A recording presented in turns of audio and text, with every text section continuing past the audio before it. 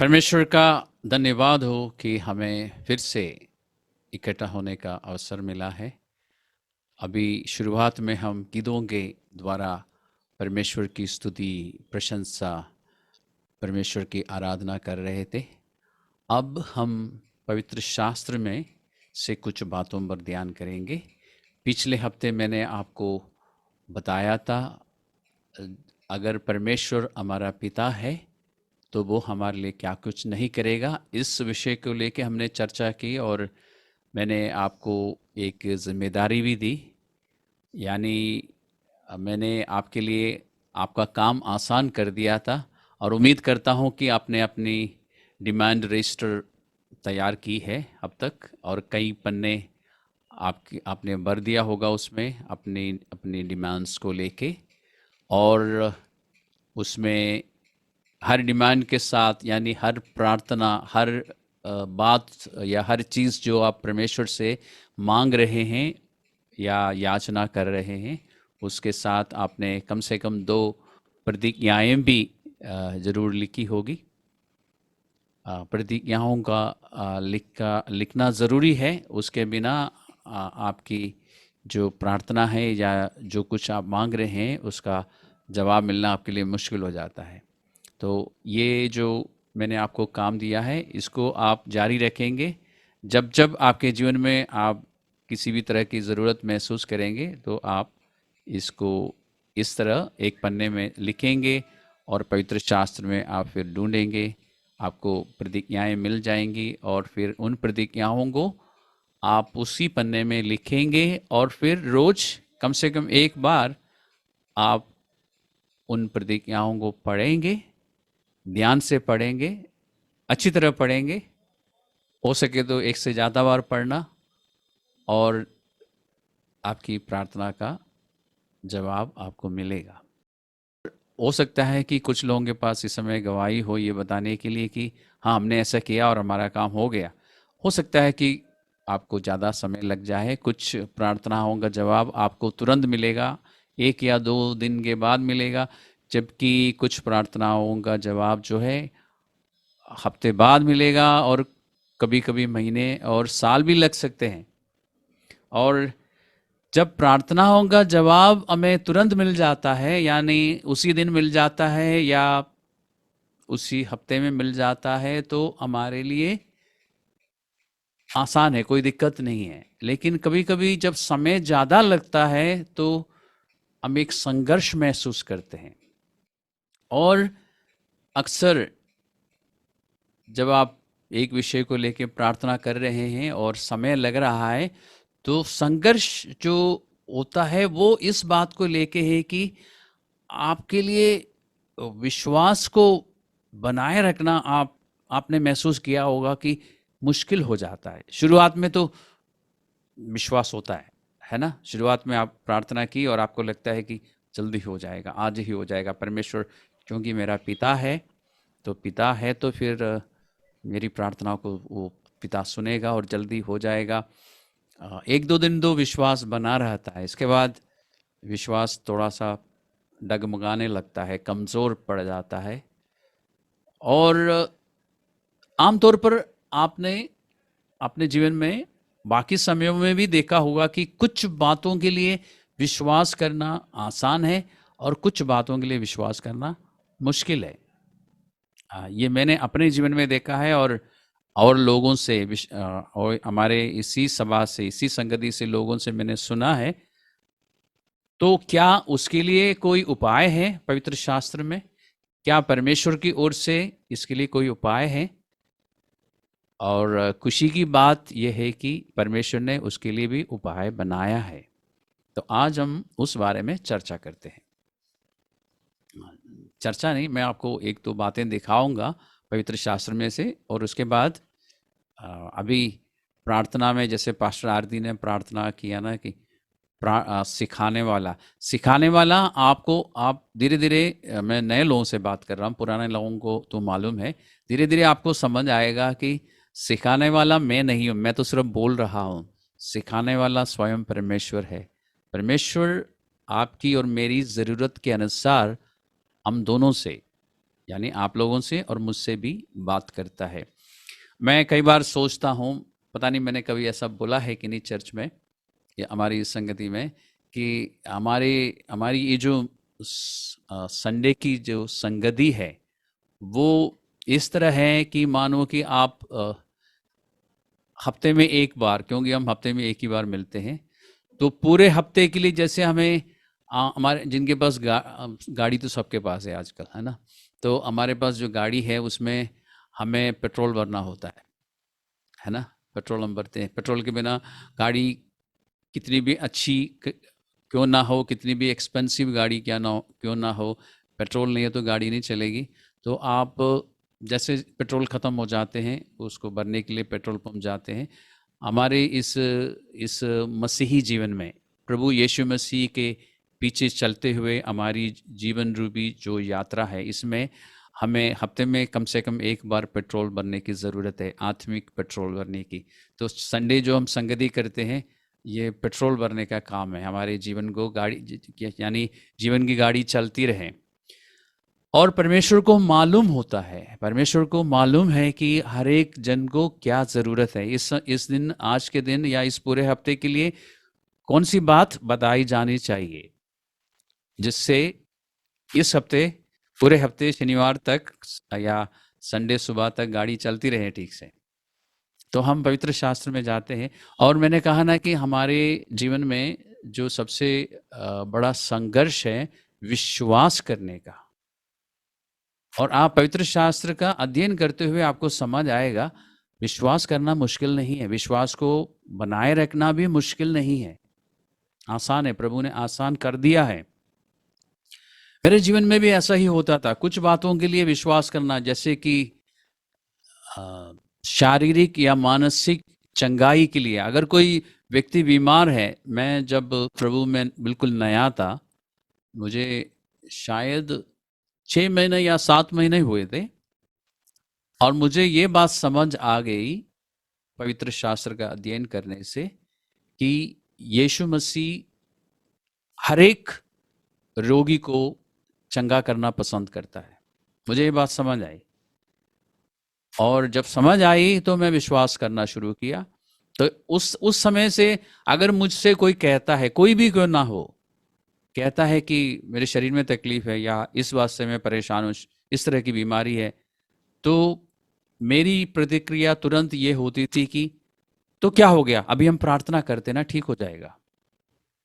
मुझे सोचने में 2 सेकंड भी नहीं लगता था, या ये बात बताने के लिए मुझे सोचने की जरूरत नहीं होती थी, या मैं किसी, और मैं जब विश्वास में आया, प्रभु यीशु मसीह पर विश्वास किया, मेरे पास ऐसी कोई संगति या चर्च नहीं थी, क्योंकि मैं किसी व्यक्ति के कहने से या सुसमाचार किसी व्यक्ति से सुन के विश्वास नहीं किया था।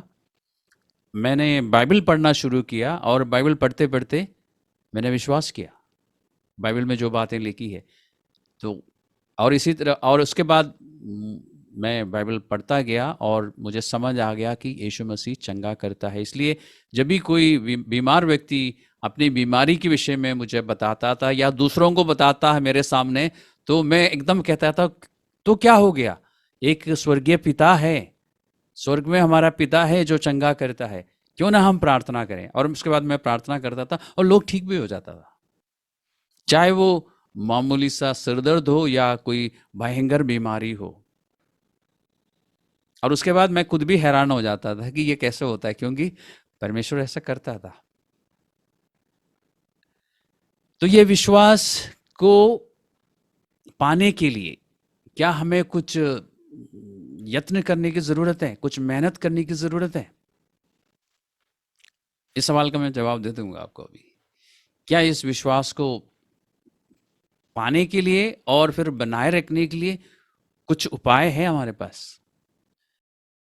कुछ समय पहले मैंने आपको बताया ना कि चंगाई को लेके मुझे कोई समस्या नहीं थी। आज भी अगर कोई कहता है कि मैं बीमार हूं, तो मैं नहीं पूछता कि डॉक्टर को दिखाया, मैं नहीं पूछता। आपने मेरे मुझसे अगर सुना भी है तो बहुत लंबी बात होने के बाद ही मैं पूछता हूँ। मेरी ओर से हमेशा ये रिएक्शन होगा, रिस्पॉन्स होगा कि क्यों ना हम प्रार्थना करें। चंगाई को लेके, शारीरिक, मानसिक, आत्मिक चंगाई को लेके मैं विश्वास करता हूं कि ठीक हो जाएगा, क्योंकि पवित्र शास्त्र की कुछ बातें मेरे दिमाग में, मेरे जहन में इस तरह से बैठ गई है, जैसे कि वो सारे रोगों से चंगा करता है। भजन संहिता 103, सारे पापों को वो क्षमा करता है और सारे रोगों को वो चंगा करता है। मुझे ये भी मालूम है, भजन संहिता में लिखा है कि वो अपना वचन बेचकर, यानी वो अपने वचन के द्वारा लोगों को ठीक करता है, चंगा करता है। और उसमें सिर्फ शारीरिक चंगाई नहीं, उसमें मानसिक चंगाई है, उसमें आत्मिक चंगाई है, और हर तरह का बंधन से छुटकारा है उस एक पद में, कि वो अपना वचन, अपना अपना ये वचन अपनी ओर से वो बेचता है, और जब हम उस वचन को ग्रहण करते हैं हम ठीक हो जाते हैं। लेकिन और कुछ बातों में मेरा संघर्ष रहा है विश्वास करने में कि ये भी हो जाएगा। अब मैं आपको आज बहुत ईमानदारी से बता रहा हूं, चंगाई के विषय में हमेशा विश्वास रहा है, लेकिन कुछ बातों में विश्वास करने में थोड़ा सा मैंने संघर्ष महसूस किया। और इस समय आप लोग भी ऐसे ही संघर्ष में होंगे कि कुछ बातों के लिए विश्वास करना आपके लिए आसान है, लेकिन कुछ बातों के लिए मुश्किल है। और एक दिन मुझे एक बात समझ आई, और पवित्र शास्त्र में से, और मैं आपको दिखाना चाहूंगा रोमियो की पत्री का 10वां अध्याय में, रोमियो 10, रोमन्स चैप्टर 10, रोमियो की पत्री में 10वां अध्याय में परमेश्वर की ओर से एक खूबसूरत बात है। और जैसे मैं अक्सर कहता हूं, एक सीक्रेट है उसमें, एक गुप्त बात है। वो गुप्त इसलिए है क्योंकि हमें नहीं पता, हमें नहीं पताती ये बात। परमेश्वर ने गुप्त नहीं रखा है, परमेश्वर ने तो 2000 साल पहले लिखवाया था। परमेश्वर की ओर से ये एक खुली बात है, लेकिन बहुत सारे विश्वासियों के लिए गुप्त बात है, मेरे लिए भी था। मैंने एक दिन अचानक इस बात पर ध्यान दिया, या मैं कहूं कि पवित्र आत्मा ने मेरा ध्यान उस बात पर लाया, और उसके बाद मुझे कुछ समझ आया, और मुझे लगा कि ये सबको बता देना चाहिए। तो आज हम उस बारे में चर्चा करते हैं। पिछले बार हमने कहा कि हम, परमेश्वर हमारा पिता है, इसलिए हम परमेश्वर के पास जा सकते हैं, मांग सकते हैं अपनी सारी डिमांड। इसलिए आपने अब तक लिख ली होगी, और जैसे जैसे आपको नई नई डिमांड्स याद आती है, आप लिख भी रहे होंगे। रात को किसी ने रात को 12 बजे भी उठ के लिखा होगा, जब सोते समय याद आए कि ये भी परमेश्वर से मांगना है। अच्छी बात है, लिखते जाओ। रोमियो की पत्री में परमेश्वर विश्वास को लेके कुछ कहता है, और इसमें सीक्रेट ये है, ये जो पद मैं आपको अभी बताने जा रहा हूं, आपसे अधिकतर लोगों ने पढ़ा जरूर होगा, और इस बारे में मैंने खुद भी शिक्षा दी है।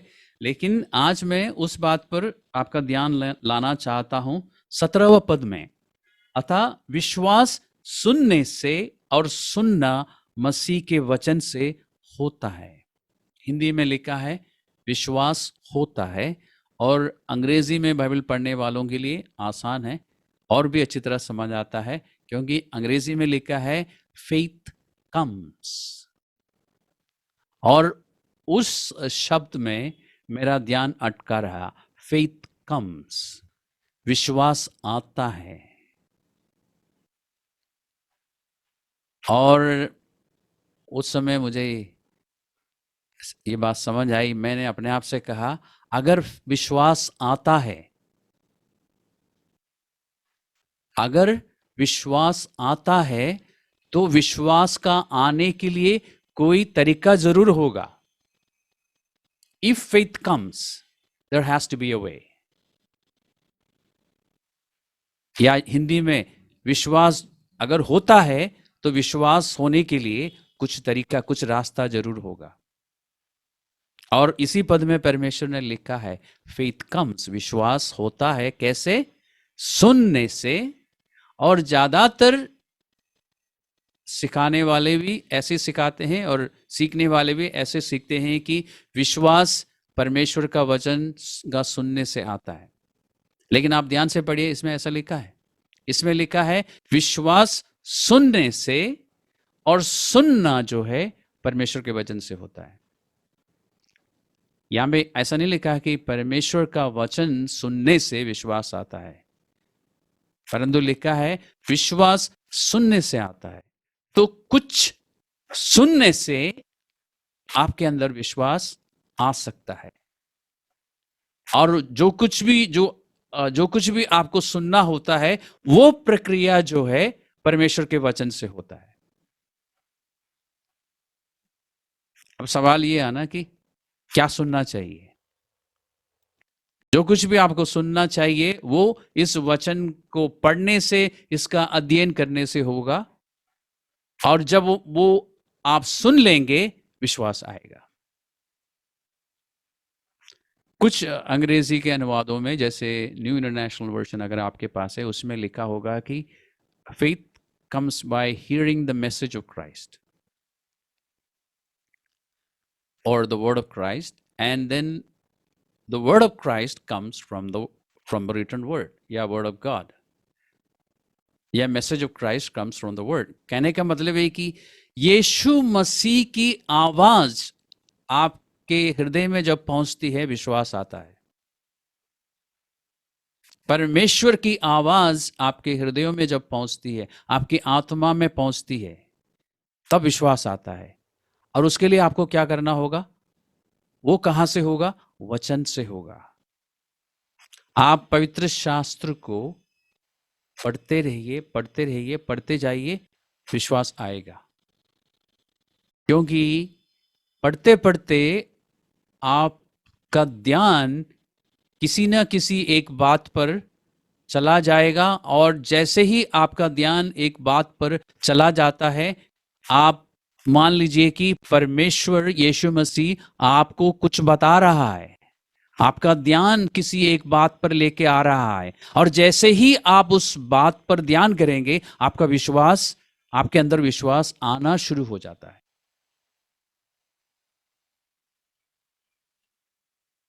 यह है विश्वास का आने का या विश्वास होने का तरीका। इसलिए मैं अक्सर कहता भी रहा हूं, आज फिर कह रहा हूं कि पवित्र शास्त्र को, बाइबल को पढ़िए, पढ़ते रहिए।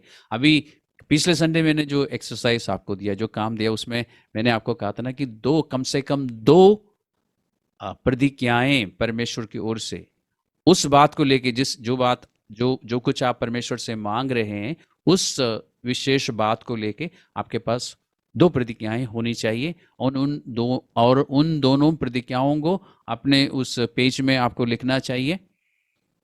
आपने लिख भी लिया होगा, और मैंने ये भी कहा कि आपको पढ़ना चाहिए, रोज पढ़ना चाहिए। रोज पढ़ने से क्या फर्क पड़ता है? एक तो आपको याद हो जाएगा, आपको याद हो जाएगा वो प्रतिज्ञा है। दूसरी बात, बार बार जब आप पढ़ेंगे, उनमें से किसी न किसी एक बात पर आपका ध्यान इस रीति से चला जाएगा, वहां से आपका विश्वास शुरू हो जाएगा। क्योंकि विश्वास सुनने से आता है। आप परमेश्वर की बात को, परमेश्वर की आवाज को सुन सकेंगे। अक्सर हम कोशिश करते हैं ना कि परमेश्वर हमसे इस रीति से बात करे जैसे कोई इंसान हमसे बात करता है और हमें सुनाई दे। लेकिन परमेश्वर अपने वचन, सबसे ज्यादा जो मैंने देखा है, परमेश्वर अपने वचन के द्वारा हमसे बात करता है। इसलिए इस वचन को आप पढ़िए, बार बार पढ़िए, रोज पढ़िए। आप पढ़ते जाओ, कहीं ना कहीं आपका ध्यान जो है बिल्कुल एक एक जगह पे आके रुक जाएगा, और वहां से आपको, आपके हृदय में ऐसा लगेगा कि परमेश्वर आपको बता रहा है कि इस शब्द पर या इस बात पर ध्यान करो। और फिर जब आप ध्यान करेंगे, आपको कुछ समझ आएगा प्रभु की ओर से। इस प्रक्रिया को कहता है सुनना, ध्यान देना। एक होता ना सुनना कि आपके कान में आवाज आई और आपने सुन लिया, और एक सुनना होता है कि आपके कान में एक बात आई और आपने उस पर ध्यान दिया। और यहां पे जो सुनना लिखा है, इसका मतलब भी यही है, ध्यान देना। ध्यान देने से विश्वास आता है। इस तरह परमेश्वर की बात को सुनने से।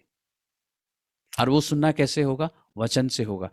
चाहे आप वचन को सुनते रहो ऑडियो बाइबल चला के, या आप पढ़ते जाओ, दोनों सूरत में परमेश्वर की आवाज या परमेश्वर की ओर से, उसको हम संदेश भी कह सकते हैं। इसलिए कुछ वर्शंस में लिखा होगा bye hearing the message of Christ, संदेश, क्योंकि वो संदेश आपके लिए है, बाकी सबके लिए नहीं है। सिर्फ आपके लिए जो पढ़ रहा है उस समय, या उस व्यक्ति के लिए जो ऑडियो बाइबल सुन रहा है। आप सुनिए, पढ़िए, परमेश्वर आपसे बात जरूर करेगा। जब परमेश्वर आपका ध्यान किसी बात पर लेके आता है, उस बात पर ध्यान दीजिए, आपका विश्वास वहीं से शुरू हो जाएगा। फेथ कम्स, विश्वास आता है या विश्वास होता है, जैसे भी आप इसको समझना चाहे, उस जगह पर आपके अंदर विश्वास शुरू होगा और फिर वो बढ़ता जाएगा और फिर आपका काम हो जाएगा। इन दिनों में मैं इसका एक्सपेरिमेंट फिर से कर रहा हूं, क्योंकि जिन क्षेत्रों में मैंने आपको कहा ना कि मुझे विश्वास करने में संघर्ष रहा है, वहां पर मैं उन बातों को लेके, मान लीजिए अगर आपको फाइनेंस को लेके, चंगाई को लेके आपके अंदर विश्वास होगा कि मेरे लिए पास्टर या कोई लीडर प्रार्थना करेगा, या मैं खुद भी प्रार्थना करूंगा तो मैं ठीक हो जाऊंगा। लेकिन हो सकता है कि फाइनेंस के विषय में, पैसे के मामले में आपको विश्वास करने में दिक्कत आ रही हो कि परमेश्वर मुझे मेरी ज़रूरत के अनुसार पैसा देगा। तो मैं क्या करूंगा, अगर मुझे फाइनेंस को लेके संघर्ष है, तो मैं परमेश्वर का वचन पढ़ूंगा और जानबूझ के ऐसी बातें पढ़ूंगा जो फाइनेंस को लेके बाइबल में है। पढ़ूंगा, बार बार पढ़ूंगा, बार बार पढ़ूंगा। क्यों? क्योंकि पढ़ते पढ़ते मैं परमेश्वर की आवाज को सुनूंगा, मेरे अंदर विश्वास आएगा। मैं आपको एक उदाहरण देता हूं, एक बाइबल में से एक उदाहरण देता हूं, मतलब एक वर्स देता हूं जो कि हर बात में आप इस्तेमाल कर सकते हैं। जैसे पिछली बार मैंने आपको दिया था, जो कि हर ज़रूरत में आप इसको कहते हैं वाइल्ड कार्ड। आप हर ज़रूरत पे इस वर्ड्स को इस्तेमाल कर सकते हैं। लेकिन इसका मतलब ये नहीं है कि एक ही वर्ड्स आप इस्तेमाल करेंगे, आपके पास कम से कम 2 प्रतिज्ञाएँ होनी चाहिए इसके अलावा। ये जो मैं दे रहा हूँ, ये आपके इमरजेंसी के लिए दे रहा हूँ, क्योंकि अभी आप बाइबल में ढूँढ नहीं सकते। अभी आप मुझे सुन रहे हो, ढूँढ नहीं सकते, और लेकिन बाद में आप ढूँढ सकते हैं। तो ये जो वर्ड्स मैं आपको देने जा रहा हूँ, इसको इमरजेंसी में आप इस्तेमाल करना, लेकिन इसके अलावा आपके पास कम से कम 2 बातें होनी चाहिए। अब मैं आपको एक वर्ड्स देने जा रहा हूँ, ये फाइनेंस के मामले में आप इस्तेमाल कर सकते हैं। और दूसरा, हम लोग बहुत सारी बातों में अभी कमज़ोर हैं, जबकि हमें मालूम है यीशु मसीह पर विश्वास करने के कारण हम एक नई सृष्टि है। ये तो हम सबको पता है, लेकिन हम नई सृष्टि की चाल अभी चलते नहीं है। अभी अभी कोशिश जारी है, अभी हमने शुरू की है, लेकिन हम वहाँ तक नहीं पहुँचे जहाँ पे हमें पहुँचना चाहिए। अभी कल मैं इस बारे में मनन कर रहा था, तो पवित्र आत्मा ने एक अजीब उदाहरण मुझे दिया। वो ये है कि मान लीजिए, बल्कि जिस तरह पवित्र आत्मा ने मुझे बताया उस तरह मैं कहूँगा तो आप हंस पड़ेंगे, वो मैं बाद में बताता हूँ आपको, हंसाने के लिए नहीं बता रहा हूँ मैं। मान लीजिए एक गधा है, एक जानवर गधा है, और साइंटिस्ट ने उसके दिमाग को निकाल दिया और उस दिमाग की जगह पर एक घोड़े का दिमाग रख दिया। अब वो है ही गधा, लेकिन अंदर से वो घोड़ा है। अब वो गधा क्या करेगा? मान लीजिए सारा काम जल्दी हो गया, हीलिंग भी हो गई, पोस्ट ऑपरेशन सब कुछ सक्सेसफुल, सब कुछ हो गया, अब वो बिल्कुल तंदुरुस्त है, चलने फिरने लायक है। तो वो गधा क्या करेगा? वो घोड़े की तरह चलेगा या गधे की तरह चलेगा? क्योंकि अंदर से दिमाग घोड़े का है, वो गधा जो है घोड़े के समान भागना शुरू करेगा, जबकि उसका हाथ पैर साथ नहीं देगा। क्यों नहीं देगा? क्योंकि शरीर में वो गधा है, लेकिन अंदर से वो घोड़ा है। लेकिन धीरे धीरे धीरे धीरे उसके अंदर परिवर्तन आना शुरू हो जाएगा। तो मान लीजिए हम भी ऐसे गधे हैं, जो पवित्र आत्मा ने मुझे बताया, जिसको परमेश्वर ने घोड़ा बनाया। और हमारी आत्मा में परमेश्वर ने परिवर्तन लाया। उस परिवर्तन को अब हमारे दिमाग में लाना है। शरीर बिल्कुल ठीक है, शरीर पूरा पूरा साथ देगा, दिमाग को बदलना है हमने। जैसे हम पहले थे वैसे अब हम नहीं चलेंगे, क्योंकि हम नई सृष्टि है, आत्मा बदल गई है। इसलिए मैं आपको कहता रहता ना कि हमारा डीएनए बदल चुका है अंदर से। तो डीएनए जब बदल चुका है, हमारे दिमाग को बार बार बताना पड़ेगा कि हम पुरानी सृष्टि नहीं है, हम नई सृष्टि है। इसलिए नई सृष्टि की बातों को, नई सृष्टि को पहचानने के लिए हमें आईना देखने की जरूरत है। और वो आईना आपके पास है, आपके हाथ में है, जिसको बाइबल कहते हैं। इस बाइबल में देखने से, पढ़ने से, सुनने से हम परमेश्वर की बातों को सुनेंगे, और जैसे परमेश्वर की बातों को सुनेंगे विश्वास आएगा। मैंने आपको कहा था कि एक वर्ष मैं आपको दूंगा, तो मुझे देना होगा। हम चलते हैं कुरिन्थियों की दूसरी पत्री, 2 Corinthians और चैप्टर 9। कुरिन्थियों की दूसरी पत्री का 9वां अध्याय में 2 Corinthians चैप्टर 9, इसमें परमेश्वर की ओर से एक वायदा है, एक प्रॉमिस है, एक प्रतिज्ञा है, जो हर बात में, हर चीज में आप लागू कर सकते हैं, इस्तेमाल कर सकते हैं। तो एक एक और वाइल्ड कार्ड मैं आपको दे रहा हूं, जो इमरजेंसी में आप इस्तेमाल कर सकते हैं, लेकिन आपको खुद ढूंढना होगा। जिस जगह में विश्वास करने में आप संघर्ष महसूस करते हैं इन दिनों में, उन बातों को लेके पवित्र शास्त्र में आपको ढूंढना होगा, और आपको वर्ष परमेश्वर की ओर से प्रतिज्ञाएं, कम से कम 2 प्रतिज्ञाएं जरूर मिलेंगी। जीवन की हर बात से संबंध रखने वाली प्रतिज्ञाएं इस पवित्र शास्त्र में है। 9वां अध्याय का 8वां पद में परमेश्वर की ओर से एक प्रतिज्ञा है, और मैं चाहूंगा कि आप उस पर ध्यान करें। और आपकी बाइबल स्कूल गई तो आप मेरे साथ साथ पढ़ सकते हैं। परमेश्वर मेरा पिता, परमेश्वर सब प्रकार का अनुग्रह, इसमें लिखा है तुम्हें, तो मैं इसको कैसे पढ़ूंगा? मुझे। परमेश्वर सब प्रकार का अनुग्रह मुझे बहुतायत से दे सकता है। सब प्रकार का अनुग्रह, अनुग्रह के विषय में आप जानते हैं, मदद है, हेल्प है। तो जहां पर मुझे हेल्प चाहिए, मैं फाइनेंस को लेके, पैसे को लेके मैं विश्वास नहीं कर पा रहा हूं, वहां पर मैं कमजोर हूं, वहां पर मेरा संघर्ष है, लेकिन मेरा परमेश्वर मुझे उस जगह पर अनुग्रह दे सकता है, क्योंकि वो सब प्रकार का अनुग्रह दे सकता है। सब प्रकार के अनुग्रह में कितने सारे अनुग्रह आ गए? सारे आ गए। सब प्रकार की कमजोरी में, हर सब प्रकार की जरूरत में वो सब प्रकार का अनुग्रह दे सकता है। उसे क्या होगा?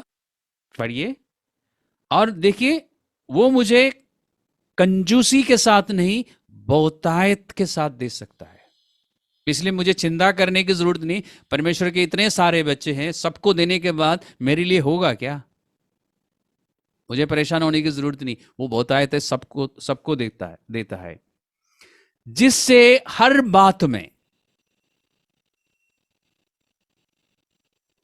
और हर समय अब आपके पास कोई एक्सक्यूज नहीं है। आप ये नहीं कह सकते कि मेरा केस जो है बहुत ही खास है, बहुत ही स्पेशल है।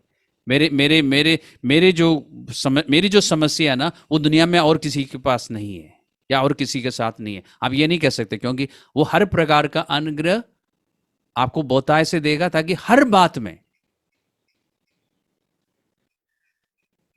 सब कुछ जो मुझे आवश्यक हो, इसमें तुम्हें लिखा है और मैं अपने लिए पढ़ रहा हूं, मुझे। तो परमेश्वर मुझे हर प्रकार का अनुग्रह बहुतायत से दे सकता है, ताकि हर बात में, हर समय जो कुछ मुझे चाहिए, साधारण भाषा में, वो मेरे पास होगा। ये पास्टर जेम्स वर्शन पढ़ रहा हूं मैं हिंदी में। हर समय सब कुछ जो मुझे चाहिए होगा मेरे पास रहेगा, और अच्छे अच्छे काम करने के लिए, दूसरों की सहायता करने के लिए मेरे पास बहुतायत से होगा। ये प्रतिज्ञा आप नोट कर लीजिए, और जब तक आपको आपकी ज़रूरत के अनुसार दूसरी प्रतिक्रियाएं नहीं मिलती, तब तक आप इसको इस्तेमाल कर सकते हैं।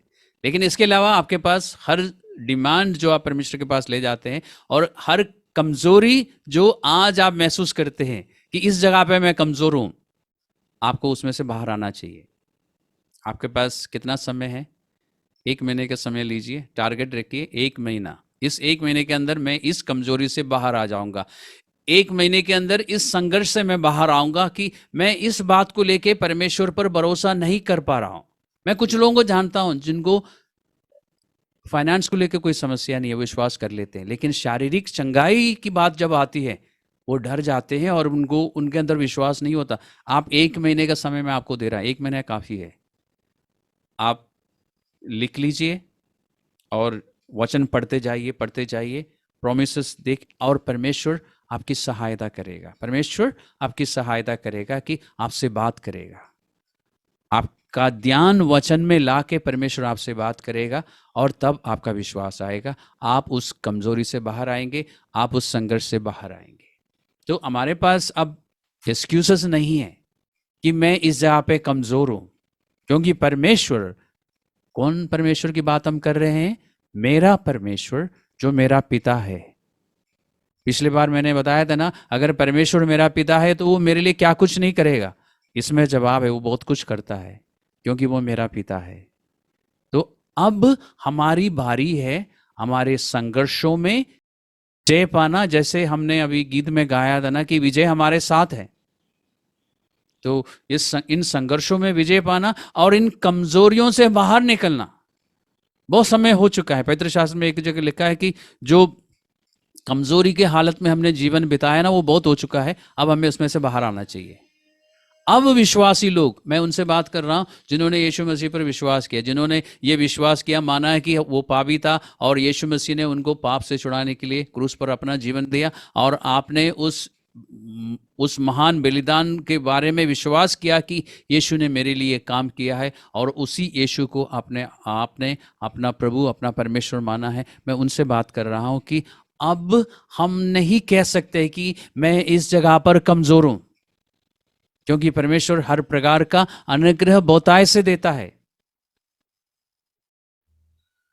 आज मैंने आपको सीक्रेट बता दिया, 2 सीक्रेट्स मैंने आपको दी। एक विश्वास आता है। कैसे आता है? वचन को पढ़ते समय परमेश्वर आपका ध्यान किसी भी एक बात पर लेके आएगा, आपसे बात करेगा, परमेश्वर की आवाज आपके हृदय में पहुंच जाएगी और विश्वास वहां से शुरू होगा। और दूसरा सीक्रेट मैंने आपको वो क्या बताया कि अब हमें कमजोर रहने की जरूरत नहीं और संघर्ष में हमेशा रहने की जरूरत नहीं। हम संघर्ष को जीत कर बाहर आ सकते हैं, क्योंकि परमेश्वर हर प्रकार का अनुग्रह हर समय बहुतायत से देता है।